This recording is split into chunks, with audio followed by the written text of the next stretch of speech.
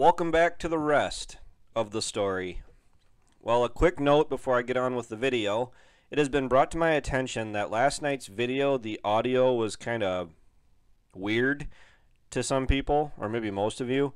It turns out, I wasn't made aware of this, but my microphone is going bad.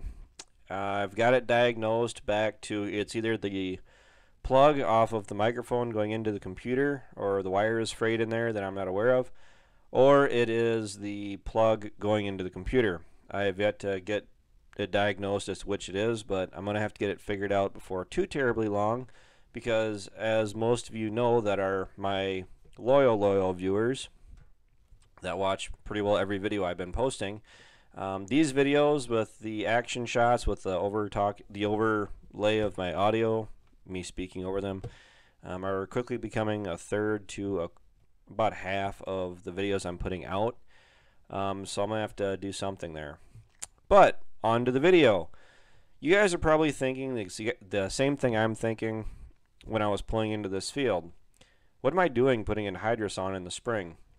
I don't like putting Anhydrous on in the spring. I'd rather get it done in the fall so it's not a last minute panic kind of thing when we should be planting. That is technically what's happening right now. This is not my field. This is not Kister Farms ground. This is another farmer's ground. I was hired to do some custom Anhydrous application because of the weather. Not that WS Ag, typically on a little bit more lenient year, WS Ag is able to cover all the ground that they have. They had more ground than they typically do, and they're literally down to just a handful of acres, and they want to get all their customers satisfied. So I was asked by our agronomist if I was willing to use our tractor, hook onto one of their Anhydrous bars, and go put on a bunch of Anhydrous. Well, I said, seems how we got rained out literally 2 hours before I filmed this. I said I was willing to do it, and this is what I'm doing. I'm pulling the 42.5 foot bar with power to spare. This was really easy running. The 8235R is rated at 235 horse, for those of you that aren't aware of the John Deere numbers and in relation to their horsepower. I mean, this tractor isn't tuned, but I had power to burn. I was running 10th gear, which is, in this situation, we were running a little over 8.5 miles an hour, and the bar could not keep up with running the product through it. It was actually having a hard time keeping rate, so we had to drop down a gear to 9th gear, and everything was running exactly how we wanted it to.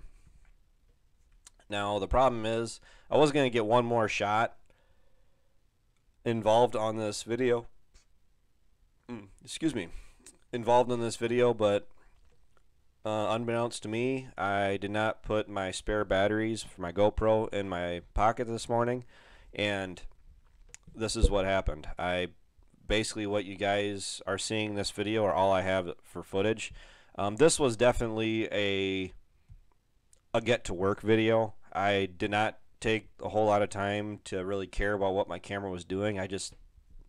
That magnet I have is so handy. It was a great help getting it. You know who you are. Thank you so much. It's really helped with being able to be a little bit more diverse in my videos. I threw it up and I just let it record, and it was on like 20-30% battery life. You guys saw me lift over the stalks there. The bar did start to plug up a little bit on me. That really didn't hurt anything. I just picked it up, and by doing that, the stalks already were falling out. I was already dropping it back down in. The nitrogen, I really didn't miss much ground at all. If memory serves me right, Anhydrous has a 400% expansion rate from its liquid form. So that little bit of, even though it seems like a lot of smoke coming up, it's really not as much product as it seems. Yeah, see, there you go again. There really isn't a whole lot going up into the air. Granted, when you're paying for the product, you want it in the ground, which is why I was doing as good of a job as I could. But I am running. I didn't get a video on it. I took a video on my camera, and unfortunately I did not take the time to upload it for this video.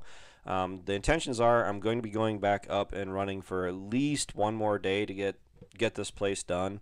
I moved to the second field, and we got rained out, stormed out at about 10:30 at night. We were going through a it was a lightning storm, but I wanted to get as much done as I could, because the problem is, I'm sure as most of you know at this point, we've been getting rain pretty well every day since it started raining, since I've done this video.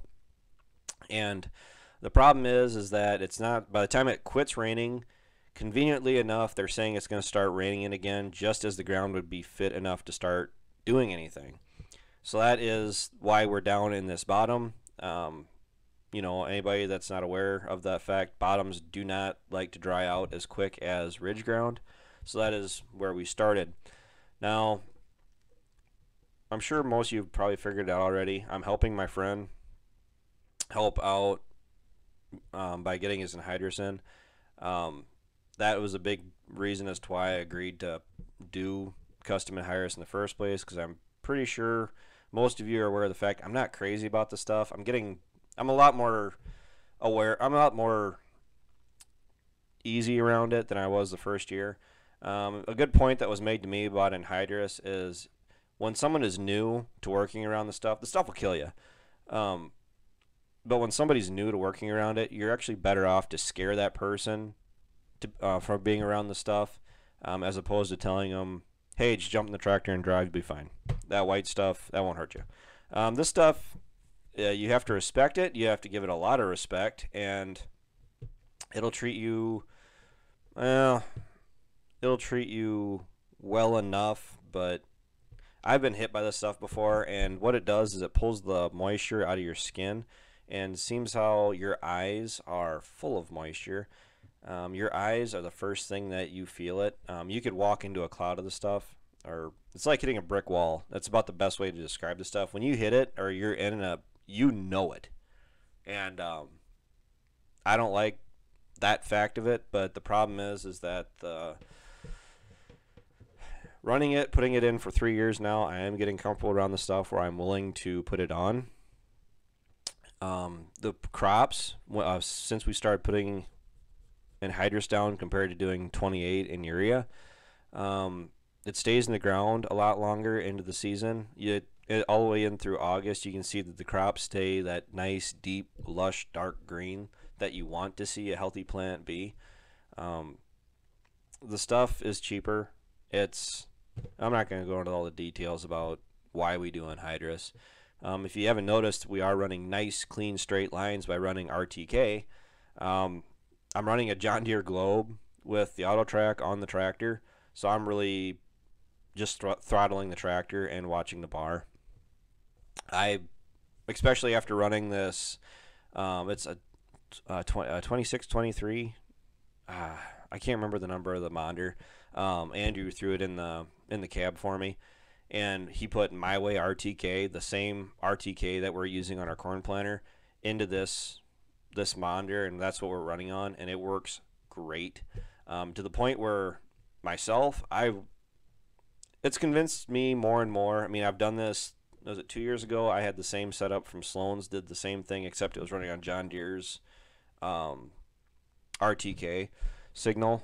But having RTK to put anhydrous on is so nice.